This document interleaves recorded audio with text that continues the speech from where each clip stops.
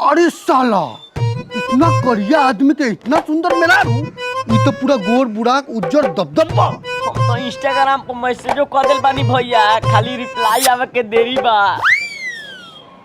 का रे दिहाड़ी कमा के चल अइले आ तोहर मौगी अलगे जुलुम जोतले बा।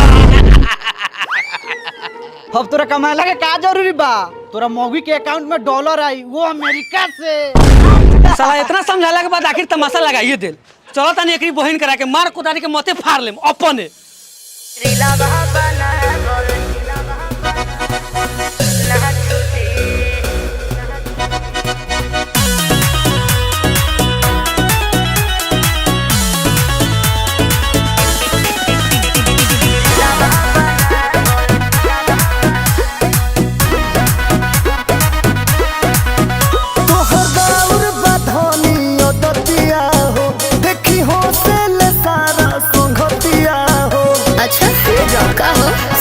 बोला तो हर बार बधानिया दतिया हो, देखी हो तेल सारा संगतिया हो, यही रोह से लागो तारिस्ता टूटी।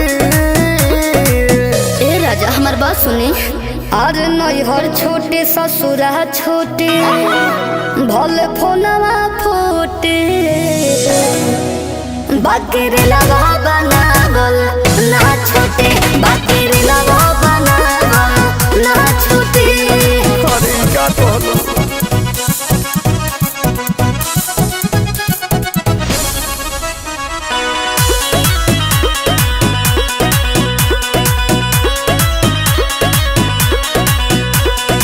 आई बारू जहिया से बानी डिस्टर्ब हो जाइबू वायरल तो फेरा में पड़ब। ए राजा हो हम कमाई डॉलरवा न जाए के परी बहरवा हो, कि हमारा काला पे करी न हाला लग जाई नजरवा हो। तोहरा सुतबाई है सुती उठी। और नैहर छोटे ससुरा छोटे, भले फोनवा फोटे,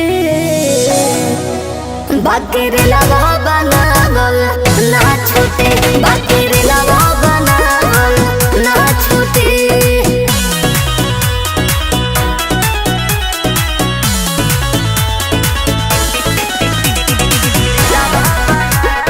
बाप रे बा, हमर मेरा सुपरस्टार मनी मिराज के साथ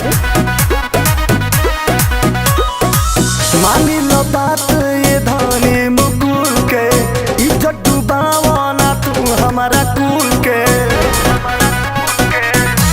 कि हमार सखी हमके आइडिया बतौले बाड़ी जी, रील फिल्म में बनावे के सिखौले बाड़ी जी।